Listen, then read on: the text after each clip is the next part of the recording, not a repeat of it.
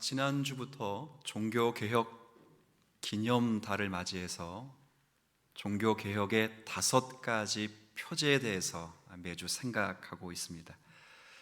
지난주에는 오직 성경이라는 표제를 생각하면서 성경이 우리의 최종 권위임을 말씀드렸습니다. 오직 성경만이 유일무이한 하나님의 말씀입니다. 오직 성경만이 우리의 구원을 위한 유일한 법칙입니다. 오직 성경만으로 교회와 신자의 생활을 위해 전적으로 충분한 규례가 됩니다. 이 성경이 우리의 손에 들려있게 하신 하나님의 은혜에 감사하시면서 성경을 부지런히 읽고 배우고 묵상하고 실천하여 주님의 사람으로 온전히 빚어져가는 은혜의 길을 축원합니다. 한 주 동안 성경 좀 읽으셨어요? 그럴 줄 알았습니다. 언제든지 성경을 가까이 하는 여러분 되었으면 좋겠습니다. 오늘은 두 번째 오직인 오직 그리스도에 대해서 말씀을 전하려고 합니다. 정확히는 오직 그리스도로입니다. 로입니다. 이 말은 타 종교로 혹은 다른 무엇에 의하여 구원받을 수 없고 오직 누구로? 그리스도로 구원받을 수 있다 하는 겁니다. 오직 그리스도, 오늘날 우리에게도 익숙한 표현이기에 이 표현을 함께 생각하면서 말씀의 교훈을 나누겠습니다. 먼저 제가 여러분에게 좀 드릴 수 있는 말씀은 오직 그리스도라는 말이 표어가 태동되게 된 당시의 상황을 좀 먼저 말씀드려야 하겠습니다. 중세교회, 그러니까 종교개혁 시대에는 그리스도란 말을 교회가 안 했는가? 그렇지 않습니다. 중세교회에도 그리스도라는 말을 했습니다. 그리스도를 믿어야 구원을 받는다라고 중세교회도 말씀을 했습니다. 그러나 다만 중세교회는 오직 그리스도만으로 구원을 받을 수 있다라고 말은 하지 않았습니다. 그리스도의 구속과 인간의 공로에 의해 구원을 받을 수 있다 이렇게 말했습니다. 그리스도의 속죄와 성인들 혹은 천사들 같은 사람의 도움과 중보를 받아 구원에 이를 수 있다라고 말했습니다. 그러니까 그리스도와 무엇과 함께입니다. 우리는요, 무엇과 함께를 빼는 것입니다. 우리는 무엇과 함께가 아니라 오직 누구로? 그리스도로 충분하다 그겁니다. 그러나 당신은 오직 그리스도가 아니라 그리스도와 함께 무엇을 붙인 것입니다. 저들이 이런 생각을 하게 된 저변에는 잉여공로설이라는 것이 있습니다. 지금도 천주교회는 잉여공로설을 주장합니다. 잉여공로, 좀 처음 들어보고 생소한 분들이 있습니다. 쉽게 설명하면 천국에는 누구나 공로창고가 있고 각각의 공로창고에 자신이 공로를 채워야 합니다. 다 찬 사람들은 천국에 무난히 들어가지만 그 공로창고에 공로가 쌓이지 못한 사람은 천국에 들어가는 것이 아니라 일단 천국과 지옥 사이에 연옥에 웨이팅, 대기하는 겁니다. 대기. 그러니까 아무나 천국 갈 수 없습니다. 근데 신구약 성경의 신앙의 위인들, 아브라함, 다윗, 바울 같은 분은 자신들의 공로가 너무 많아서 자신의 공로 창고를 꽉꽉 채우고 흘러 넘치는 것입니다. 근데 저 같은 안종성 같은 이런 참 신앙에 변변치 못한 저 같은 사람의 천국 창고의 공로 창고는 텅텅 비어 있습니다. 그러니까 그 공로 창고를, 내 창고를 채우기 위해서는 누군가의 공로, 잉여, 쓰고 남은 공로를 내 창고에 갖다 넣어야 됩니다. 그래야 채워서 나도 천국에 갈 수 있다 이렇게 말을 하는 것입니다. 이게 그들이 말하는 잉여 공로설입니다. 목사님, 그런 게 있을 수, 실제 지금도 천주교는 이런 생각을 합니다. 우리도 옛날에 그런 말씀 많이 했습니다. 옛날 부흥사님들이 성도들에게 기도를 하늘에 쌓으라고 했어요. 제가 성경을 아무리 읽어봐도 기도를 하늘에 쌓는다는 건 제가 아직도 못 발견했습니다. 근데 옛날에 여하튼 기도를 하늘에 많이 쌓아두라.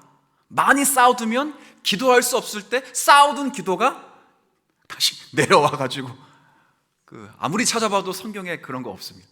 근데 이 정도만 돼도 애교스럽게 봐줄 수 있습니다. 왜냐하면 기도를 할 수 있을 때 열심히 하라라고 하는 동료적 차원이었기 때문에 그나마 용서가 됩니다. 그런데 잉여 공로라는 것은 남의 공로를 내 것으로 채워야 된다는 것은 성경에 전혀 없는 것입니다. 전혀 없습니다. 특별히 성인들은 매우 이례적으로 거룩했기 때문에 잉여 공로가 많아서 교회는 성례라고 하는, 우리는 두 가지 세례와 성찬을 성례로 간직하지만 천주교회는 7가지, 성경에도 없는 5가지를 첨부해서 7가지의 성례로 그 공로를 자기에게로 채울 수 있다라고 거짓말로 가르치기 시작한 겁니다.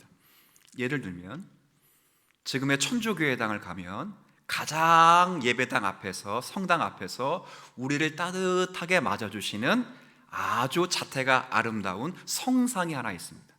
혹시 보셨습니까? 뭐지요? 성모 마리아 상입니다. 가끔 축일에 가면 성모 마리아 상 앞에 촛불을 봉헌했던 것을 심심치 않게 봅니다. 지금도 명동 성당에 가면 늘 365일 촛불을 성호할 수 있습니다. 돈을 내고. 왜 그렇게 할까요? 그리스도의 공로와 마리아의 중보를 힘입고자 합니다. 마리아의 중보로 죄 용서받고 마리아의 중보로 자녀들이 잘 되게 하기 위함입니다. 마리아송 한번 제가 읽어드리죠. 짧으니까 한번 읽어드리겠습니다. 성모님, 은총이 가득하신 마리아님 기뻐하소서. 주님께서 함께 계시니 여인 중에 복되시며 태중의 아들 예수님 또한 복되시나이다. 천주의 성모 마리아님, 이제와 저희 죽을 때에 저희 죄인을 위하여 빌어 주소서. 아멘. 이렇게 되어 있습니다. 정말 이상한 거죠. 그러니까 이들의 논리라 따지면 그리스도의 속죄와 마리아의 중보로 구원을 얻는다, 그 말입니다. 그리스도의 보혈의 피와, 중세 로마는 그리스도의 보혈의 피와 성인들의 공로와 중보를 위해서 구원을 받는다, 이렇게 말했습니다.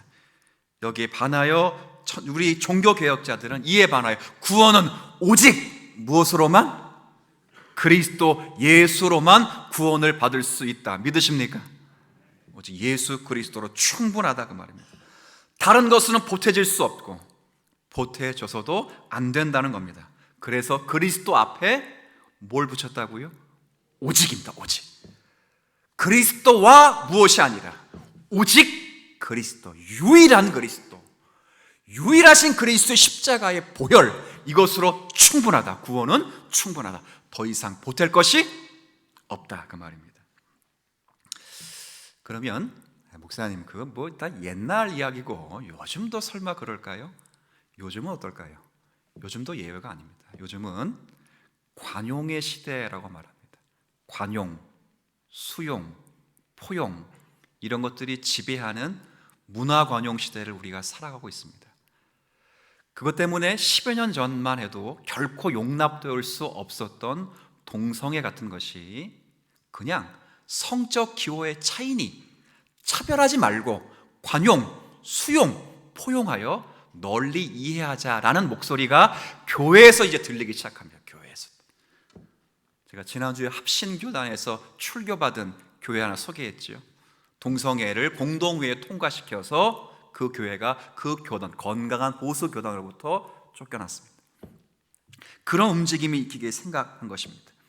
더욱이 우리는 무엇이 옳고 그른지조차 물을 수 없는, 물어서는 안 되는 포스트 모던 시대를 살아가고 있습니다. 나의 주장도 옳고 너의 주장도 옳고 우리 모두의 주장이 옳다. 다 옳다. 다 옳다.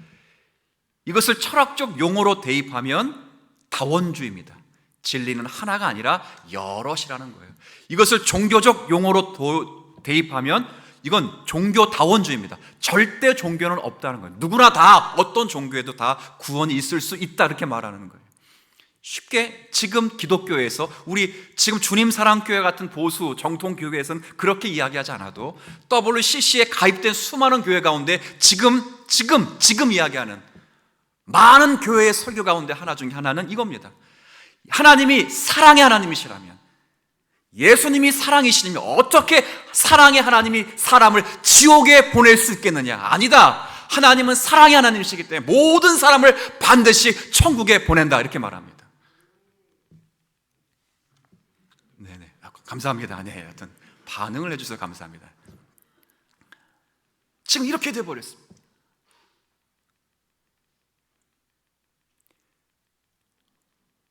하나님을 어떻게 부르도 관계없다. 하나님으로 부르든 하느님으로 부르든 알라로 부르든 천지 신명으로 부르든 부처로 부르든 각각 종교에서 최선을 다해서 그 신을 섬기고 잘 살면 누구나 다 천국에 갈 수 있다, 이렇게 가르칩니다. 이게 밖에서 가르치는 게 아니라 교회에서 가르칩니다. 왜? 관용의 시대입니다. 관용의 시대. 이런 시대에 오직이라는 단어를 붙이는 것은 배타적이며 속이 좁은 것처럼 생각되어지는 그런 시대를 살고 있습니다. 왜냐하면 오직은 단 하나의 유일한 뜻입니다. 자금의 시대는 그런 거 붙여서는 안 된다는 거죠. 그러나 우리는 이 오직이라는 단어를 붙일 수 있는 유일한 분을 알고 있습니다. 그분은 바로 예수 그리스도이십니다. 여러분, 기독교는 예수 그리스도의 종교입니다. 기독이라는 것은 크리스토의 한자입니다. 기독입니다. 턱이자에 독독, 홀독자 이거 쓰는 게 아니라 기독이 그냥 음역, 크리스투를 그냥 한자로 음역해서 기독. 기독교는 그리스도 교입니다. 그리스도 없는 기독교는 상상할 수 없습니다. 그리스도 없는 교회나 신자는 상장할 수 없습니다. 그리스도 없는 세상이라 그리스도 없는 인간의 삶은 존재 의미가 없습니다. 최소한 적어도 예수 그리스도를 믿는 신자들에게는 그리스도가 없으면 아무것도 아닙니다. 그러니 그리스도 앞에 오직은 당연한 것입니다. 배타적으로 생각하시면 안 됩니다. 구원은 오직 그리스도로만 가능하신 줄 다시 한번 점검하실 수 있는 여러분 되었으면 좋겠습니다. 예수님 뭐라 말씀하셨습니까? 내가 곧 길이요 진리요 생명이니 나로 말미암지 않고는 아버지께로 올 자가 적으니라. 아니요. 올 자가 희박하느니라. 아니요. 올 자가 없느니라. 없습니다. 올 자가 없습니다. 내가 길이요, 내가 진리요, 나만 생명이기 때문에, 나만 길이기 때문에, 나만 생명이고, 아버지께로 올 자가 희박하거나 아버지께 올 자가 적거나, 아니 아버지께 올 자가 없다고요. 오직 그리스도입니다. 오직. 관용의 포용의 종교다운주의의 포스트 모던 시대를 살아가고 있는 21세기의 현대 그리스도인들에게 반드시 점검될 것, 정말 당신의 신앙과 구원과 삶에 있어서 오직 그리스도가 적용되고 있는가를 물으셔야 됩니다. 하나님은 사랑이시기 때문에 지옥은 없다. 지금 교회가 가르치는 교리입니다. 하나님은 사랑이시기 때문에 지옥을 보낼 수 없다. 지금 목사들의 가르침입니다. 그렇습니다. 그러나 이 시대에 우리는 그럼에도 오직을 외칠 수 있는 교회가 되기를 먼저 주의 이름으로 축원합니다. 저는 이런 교회를 지향합니다. 이런 교회를 지향합니다. 왜냐하면 하나님 말씀은 살아있고 언제나 변함없으신 당신의 진리이시기 때문에 그 말씀이 변하지 않는 한 저 또한 이 말씀의 적용 또한 교회 가운데 변하도록 하지 않는 막중한 사명을 띠고 이 교회를 진리로 그렇게 세워나가기를 저는 다짐합니다. 여러분이 저보다 훨씬 포용적인 목사님들 알고 계실 겁니다. 여러분이 저보다 훨씬 너그러운 목사님들 가르침을 알고 있을 겁니다.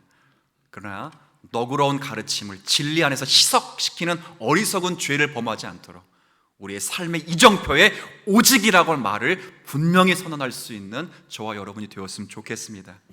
이 말은 오직 그리스도는 말은 두 가지 의미가 있습니다. 두 가지. 제가 시간 내에 설명하도록 노력하도록 하겠습니다. 첫 번째는 오직 그리스도란 말은 그런 의미에서 오직 그리스도만이 우리의 유일한 중보자이시며 우리의 구원자이시다 하는 의미를 가지고 있습니다. 오늘 사도 바울께서 예수님만이 유일한 중보자라는 사실을 분명하게 말씀합니다.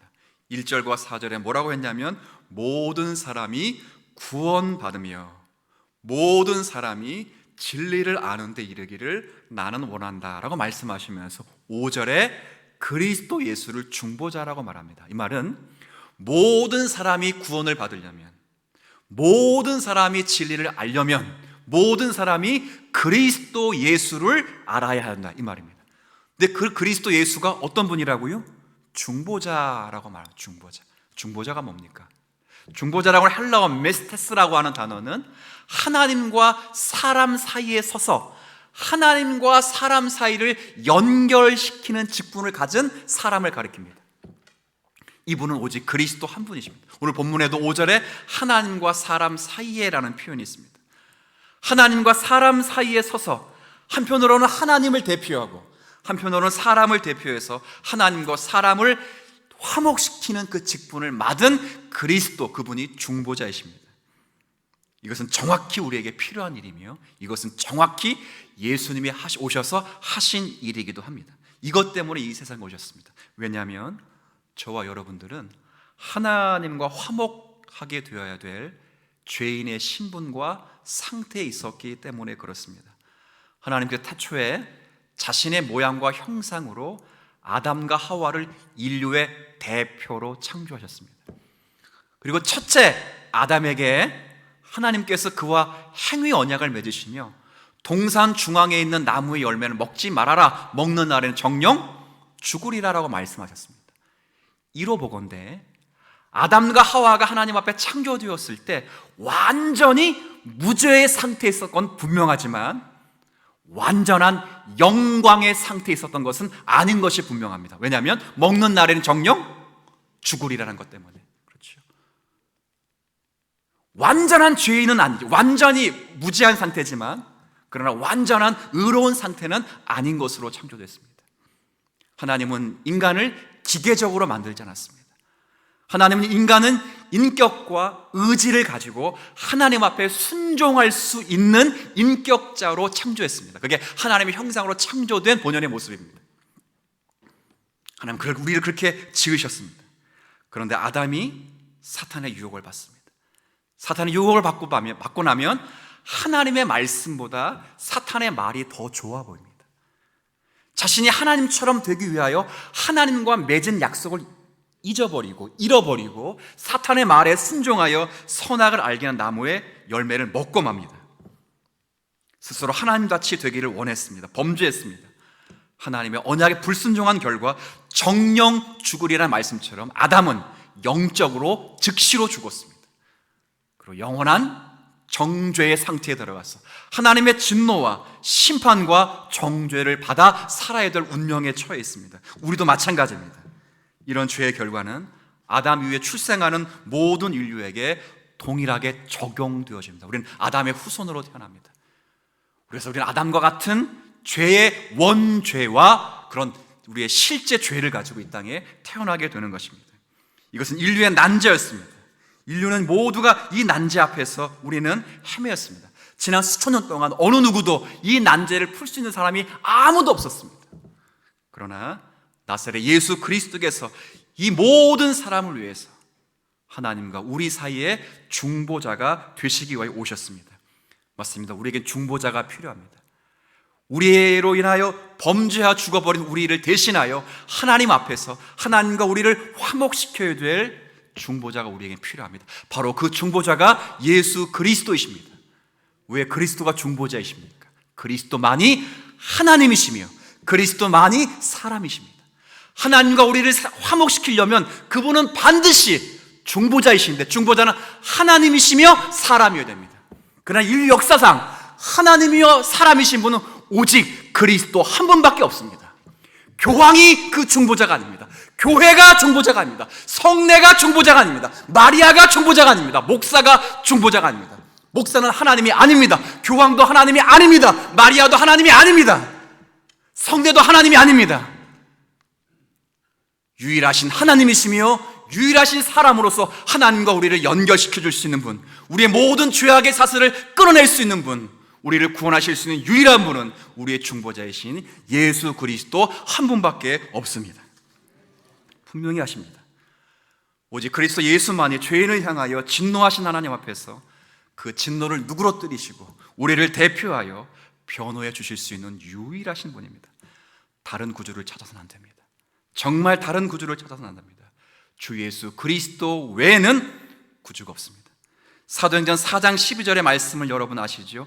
다른 이로서는 구원을 받을 수 없나니 천하 사람 중에 구원을 받을 만한 다른 이름을 우리에게 주신 일이 없습니다.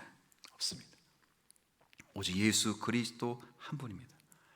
우리가 예수 그리스도로 구원을 받고 나면 이제 예수 그리스도로 모든 것이 해결되는 자리에 서 있습니다. 의롭다고 칭함받을 때만 예수 그리스도로만이 아니라 구원을 받고 난 다음에 하나님과의 화목한 다음에도 우리가 살아가는 모든 과정과 결국에도 전부 오직 그리스도로만 통용되는 삶을 살아갈 수 있습니다. 우리가 이제 예수를 믿고 구원받아도 매일의 신자의 삶 속에서는 전투하는 삶으로 죄와 끊임없는 전쟁을 합니다. 이 죄로 인하여 능히 승리할 수 있는 성도들도 있지만 승리하기도 하지만 이 죄 때문에 넘어지고 실수하는 경우도 있습니다. 죄는 하나님과의 우리의 관계를 방해합니다. 관계에 영향을 끼칩니다. 물론 그리스도 예수로 구원을 받으면 하나님과의 우리의 관계가 끊어지지 않지만 그 관계에 영향이 이렇게 친밀함이 깨지게 됩니다.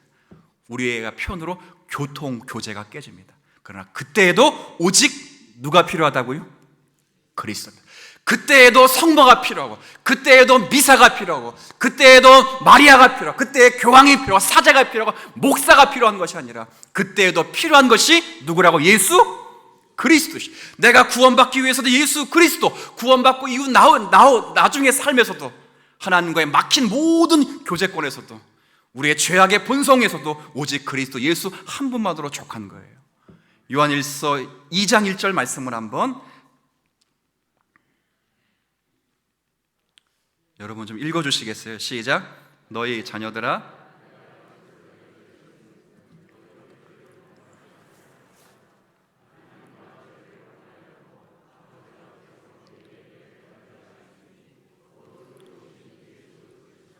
아멘. 사도 요한이 편지를 씁니다. 죄 짓지 않기 위해 쓰죠. 근데 실제 죄 안 짓는 사람이 어디 있습니까? 그러니 말씀하는 겁니다. 만일 누가 죄를 범하여도 아버지 앞에서 우리에게 누가 계신다고요? 대언자, 보혜사, 중보자, 변호자가 계시니 곧 의로우신 예수 그리스도이시니라. 그렇죠? 구원 얻은 삶의 이후에도 오직 그리스도 예수입니다. 우리의 구원의 시작에서 우리의 구원의 끝까지 예수님만이 우리의 중보자가 되십니다. 주 예수 그리스도께서 나의 중보자 되심을 굳게 믿고 오직 그리스도 예수 안에서 참된 안식을 누리면서 은혜의 보좌 앞에 담대히 나아가실 수 있는 성도들이 되었으면 좋겠습니다. 이게 필요합니다. 지금 시대에는 정말 필요합니다. 다른 어떤 것을 의지하지 않으셔야 합니다. 두 번째, 오직 그리스도라는 이 말 속에는 어떤 의미가 있냐면 오직 그리스도만이 우리 기독교의 신자의 삶의 전부가 된다 하는 말이 여기에 포함되어 있습니다. 6절 7절, 오늘 본문 6절 7절을 같이 한번 읽죠. 함께 읽습니다. 그가 모든 사람을 위하여 자기를 대속물로 주셨으니 기약이 이르러 주신 증거니라. 이를 위하여 내가 전파하는 자와 사도로 세움을 입은 것은 참말이요 거짓말이 아니니 믿음과 진리 안에서 내가 이방인의 스승이 되었노라. 아멘. 쉽게 좀 설명하면 예수 그리스도의 복음은 나이와 신분 관계없다. 계급과 성별 관계없다. 빈부의 규천의 차이 그런 거 관계없다. 모두를 위한 복음이고 나는 이 모두를 위한 복음을 전할 사명을 가지고 지금 서 있다. 나는 그래서 그리스도를 말할 특권과 그리스도를 전할 사명을 가지고 있다. 나는 오직 그리스도만 말한다 이 말입니다. 그 이야기를 길게 설명한 겁니다. 맞습니다. 구약의 선지자들은 오실 메시아이신 그리스도를 전했습니다. 신약의 사도들은 오신 메시아이신 그리스도 예수를 설교했습니다. 그들의 중심에는 오직 그리스도였습니다. 그들의 모든 영광은 그리스도에게 통용됐습니다. 예수님을 팔아서 종교 장사를 하거나 예수님의 영광은 안중이 없고 예수님을 앞세워 뒤에서 헌금받아 자신을 호가호위시키지 않았습니다. 전부 그리스도 중심이었습니다. 저는 이것이 지금 우리 한국교회와 성도들, 그리고 특별히 말씀을 전하는 말씀의 사역자들이 준비하며 분명히 해둬야 될 사실이라고 생각됩니다. 오늘날 한국교회를 유심히 보면 정말 두려운 것은 한국교회는 기복주의와 번영주의로 흘러갔습니다. 기복, 번영은 번영과 기복이 복의 중심이라는 것입니다. 물론 예수를 믿으며 복받는 것은 사실입니다. 그러나 예수를 믿으며 복받는 것이 그것이 반드시 물질적이며 그것이 경제적이며 그것이 사회적인 복만을 의미하지 않습니다. 명심하셔야 됩니다. 목사를 잘 섬기는 것도 얼마나 많이 오용됐냐면 목사를 잘 섬겨야 복을 받기 때문에 목사를 잘 섬긴다고 그렇게 말합니다. 여러분 곰곰이 생각해 보십시오. 여러분 목사를 왜 잘 섬깁니까? 목사를 잘 섬겨야 여러분이 복을 받기 때문에 섬기는 것이라면 그렇게 하지 않아도 됩니다. 목사를 잘 섬기는 이유, 목사를 존경하는 이유는 목사를 잘 섬겨야 복을 받기 때문이 아니라 목사가 유일하신 중보자이시며 유일하신 대언자이신 예수 그리스도를 설교하는 설교자의 영광의 직분을 가졌기 때문에 존경해 주는 것입니다. 이해되시겠습니까? 그래서 바울이 말합니다. 다스리는 장도보다, 다스리는 자보다 배나 더 존경할 것은 장로님들을 존경해야 됩니다. 정말 사랑해야 됩니다. 그러나 장로님보다 저를, 목사를 더 존경하고 더 귀하게 생각하는 것, 그 목사가 장로님보다 인격이 훌륭해서 아니에요. 장로님들이 훨씬 인격이 훌륭한 분이 더 많아요. 장로님들보다 목사가 훨씬 똑똑해서 장로님들보다 저보다 훨씬 고등교육을 받은 분들이 많아요. 그게 아니라 목사가 그리스도를 설교하는 영광스러운 직분을 받았기 때문에 목사를 존경하라 그 말입니다. 목사를 잘 섬겨야 복을 받기 때문에 존경하라는 것이 아니라 목사가 그리스도를 설교하는 영광스러운 직분을 받았다고. 영광스러운 직분. 그 목사는 그리스도를 말해야 됩니다. 교회에서 그리스도가 전해지지 않으면, 강단의 메시지에서 그리스도가 전해지지 않으면 교회는 거룩함을 상실합니다. 교회가 거룩함을 상실하면 교회는 이 시대 앞에서 주의 사명을 감당할 수 없습니다. 교회의 생명은 요한계시록에 분명히 나와 있듯 교회의 생명은 거룩합니다. 교회가 큰 것을 사모하거나 교회가 강한 것을 사모하면 교회는 그때부터 흔들리기 시작합니다. 교회가 추구해야 될 것은 오직 그리스도의 복음으로 말미암아 거룩해지는 것입니다. 교회가 그리스도를 전하지 않으면, 교회가 그리스도를 전하지 않고 기복신앙을 전하면 어떻게 교회를 치리할 수 있겠습니까? 교회가 기복신앙을 추구하면 기복신앙을 추구하는 교인을 어떻게 설득하고 치리할 수 있겠습니까? 교회가 그리스도를 전해야 합니다. 이 그리스도를 전하기 위해 목숨을 걸고 그리스도 예수로 인하여 만족하는 일에 모두가 다 생명을 걸 때 거기에 하나님의 놀라운 역사가 있게 될 줄로 믿습니다. 바울이 고백했던 것처럼 나는 그리스도와 그리스도의 십자가 외에는 알지 않기로 작정했다는 것처럼 그 마음이 우리 가운데 있어야 합니다. 이런 신앙 고백 위에 설 때 교회는 놀라운 역사가 일어나요. 마태복음 16장 여러분 잘 아실 거예요. 예수님의 질문에 베드로가 그렇게 말합니다. 주는 그리스도시요 살아계신 하나님의 아들이십니다. 예수님의 그 고백을 흡족하게 받으시고 이렇게 말씀하십니다. 주는 그리스도 살아계신 하나님의 아들이시는 고백 위에 내가 이 반석 위에, 이 반석은 페트라라는 뜻인데 이 페트라에서 우리가 베드로라는 한글 이름이 나온 겁니다. 페트라, 베드로를 뜻하는 것이 사실은 아닙니다. 바로 위에 있는 신앙 고백입니다. 주는 그리스도시요 주는 살아계신 하나님의 아들이십니다라고 하는 그 유일한 신앙 고백 위에 주님이 자기 교회를 해서 자기 교회, 안목사의 교회가 아니고 장로님들의 교회가 아니고 주님 사랑교회 성도 여러분의 교회가 아니라 내 교회를 세요. 내 교회를. 이 주님께서 세우신 교회는 두 가지를 합니다. 두 가지. 첫 번째는 지옥과 관련돼서 일을 하고 두 번째는 천국과 관련돼서 일을 해요. 지옥과 관련해서 어떤 일을 하는지 아까 읽었던 18절 말씀 잠깐 보여주셨잖아요. 한번 여러분 읽어주세요. 시작.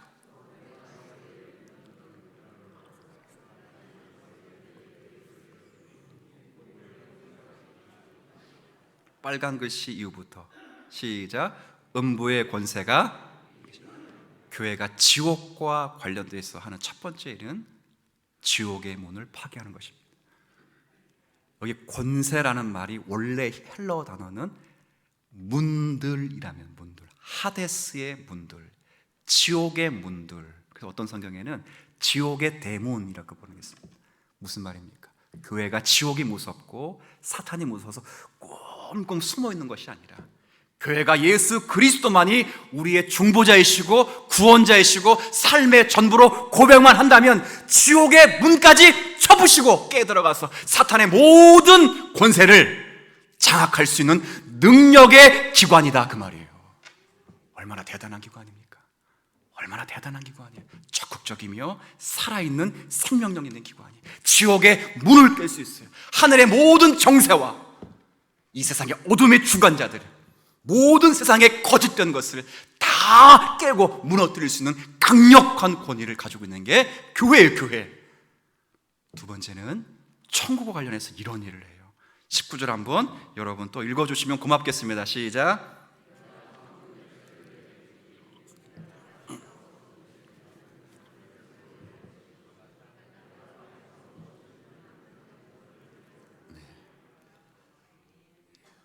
교회가 뭘 갖고 있냐면 천국의 열쇠를 갖고 있습니다. 열쇠들입니다. 원역에는 열쇠들을 가지고 있습니다. 지옥은 깨부십니다. 그러나 교회는, 천국은 깨부시지 않고 엽니다. 감추어져 있는 그 신비를 열어서 예수 그리스도의 영광과 하늘아버지 보좌의 충만함을, 그 비밀을 우리가 매면 하늘에서도 매게 해주시고, 우리가 열어 풀면 그 영광스러운 복음의 비밀과 영광스러운 하나님의 되심과 찬란함이 우리를 통하여 이 세상에 전하게 되는 놀라운 축복이 있는 줄 믿으시길 바랍니다. 무엇이 중요합니까? 우리 신앙 고백입니다. 정말 관용의 시대, 이 시대에 정말 내가 예수로 충분한가? 이걸 물어야 됩니다. 말씀을 좀 맺겠습니다. 모든 면에서 다양성을 인정하는 이 사회입니다. 이 다양성을 인정하는 사회에서 오직이라고 말하는 것은 정말 쉽지 않은 것이 사실임에 분명합니다. 다른 사람에 대해서 배타적이지 말아야 한다는 것도 옳습니다. 그러나 우리는 예수를 믿는 사람입니다. 진리는 진리대로 선포되어야 합니다. 최소한 우리의 구원과 관련해서, 그리고 우리의 삶과 관련해서 오직 그리스도이십니다. 방금 전에 예수님께서 해석하신 다른 여지를 남겨두지 않은 그 해석, 아버지께로 올 자가 없는 이랍니다. 적은 이라가 아닙니다. 희박하는 이라가 아닙니다. 없습니다. 가능성이 없다, 이게 아니야, 없는 이랍니다. 그래서 우리의 구원과 삶의 전부에서는 오직 그리스도이십니다. 오늘날 적지 않은 그리스도인들이 그리스도 없는 삶을 살아가는 경우가 많습니다. 그들은 예수님을 믿는다고 말합니다. 그러면서 오직 예수가 무슨 의미인지를 잘 모릅니다. 예수를 믿어서 죄사함 받는 건 좋아하고, 예수를 믿어서 의롭다함 받는 건 좋아하고, 심지어는 오직 예수는 찬양하는데 오직 예수로 증명된 삶은 살아가질 않습니다. 예수와 돈, 예수와 다른 것, 예수와 다 치우십시오. 사람에게 주목하지 마십시오. 목사를 존경하지 못하는 것도 예수와 목사를 받기 때문입니다. 사람에게 시험 받는 것도 예수와 그 사람을 받기 때문입니다. 돈 때문에 시험 들거나 돈 때문에 욕심이 생긴 것도 예수와 돈을 받기 때문입니다. 우린 예수로 충분합니다. 그러면 예수님이 지옥의 문을 깨부실 능력을 주실 것이고, 예수님이 천국의 문을 열어주실 것이고, 여러분이 바라고 소원한 것보다 훨씬 큰 하늘의 영광을 여러분에게 보여주실 것입니다. 이 능력을 가지고 살아가실 수 있는 성도들이 되시기를 주의 이름으로 축원합니다.